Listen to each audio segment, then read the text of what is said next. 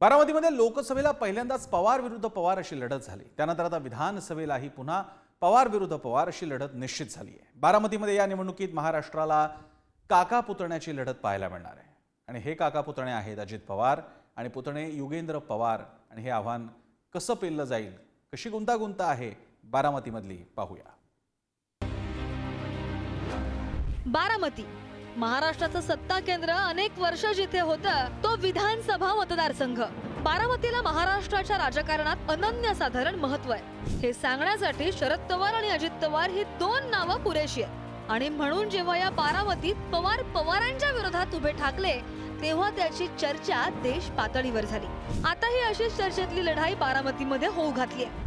बारामतीमधूनच अजित पवार लढणार की नाही या चर्चांना प्रफुल्ल पटेल यांनी ब्रेक लावला आणि अजितदादा बारामतीमधूनच लढणार असल्याचं जाहीर करून टाकले। तर तिकडे दादांविरोधात कोण या प्रश्नाचं उत्तरही युगेंद्र पवार यांच्या रूपाने सापडले। आणि बारामतीत लोकसभेला झालेल्या ननंद भाऊजाई लढतीनंतर आता काका पुतणे अशी लढत होणार हे निश्चित झाले। युगेंद्र पवार यांच्या रूपाने उमेदवार जरी घरचा असला तरी सुद्धा बारामतीमध्ये अजित पवारांना हरवणं हे सोपं काम नाहीये। अजित पवार यांनी 5 वेळा बारामतीमधून विजय मिळवलाय। मागच्या 3 निवडणुकांवर नजर टाकली तर दादांचं आव्हान किती तगडं आहे याचा अंदाज येईल।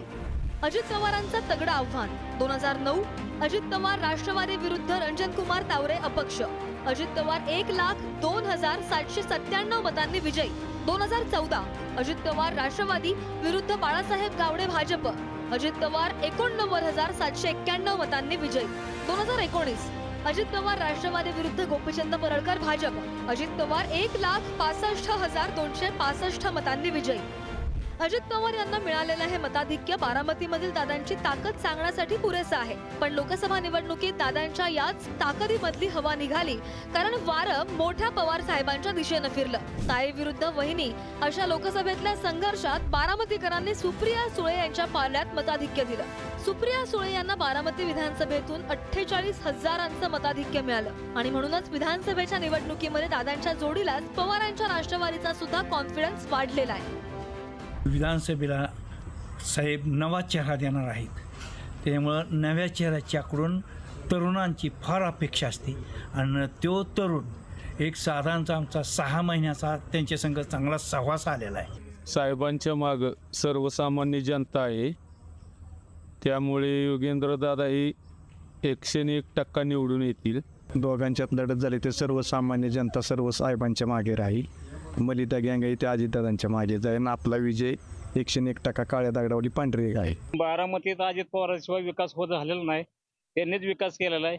अजितदादा हे सर्वसामान्य कार्यकर्त्यापर्यंत तळागाळाशी पोचलेले असून सर्वसामान्य कार्यकर्त्यांनाच मानला जातो आणि अजितदादा जे विकास करतात सर्वांना दिसतोय। दादांचा विकास पाहता, दादांची कामाची पद्धत, दादांचे निर्णय झटकीपट आणि विकासाचा जो आलेख बघता आपण त्या हिशोबाने दादा आमच्यासाठी योग्य आहेत आणि आमचं मत दादांनाच राहणार आहे।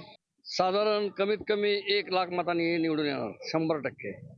आणि विकासाचा दादा आहे तो आणि सर्व थरातले जे कार्यकर्ते असतात सर्व तळातले त्यांना जे सहकार्य करण्याची भावना केवळ दादामध्ये आहे। बारामतीमध्ये अजित पवार विरुद्ध युगेंद्र पवार अशी लढत आता निश्चित झाली आहे। काका पुतण्याच्या लढतीमध्ये आता कोण कुणावर भारी पडणार हे सुद्धा पाहायचंय, कारण समोरासमोर लढणारे काका पुतणे जरी वेगळे असले तरी अप्रत्यक्ष जी काका पुतण्याची लढत बारामतीमध्ये होणार आहे त्यातले काकांच्या भूमिकेतले पवार वेगळे आहेत आणि पुतण्याच्या भूमिकेमधले पवार वेगळे आहेत हे सुद्धा विसरून चालणार नाही। बारामतीमधून जयकुमार जाधव सह गुरुप्रसाद जाधव, ब्युरो रिपोर्ट, पुढारी न्यूज।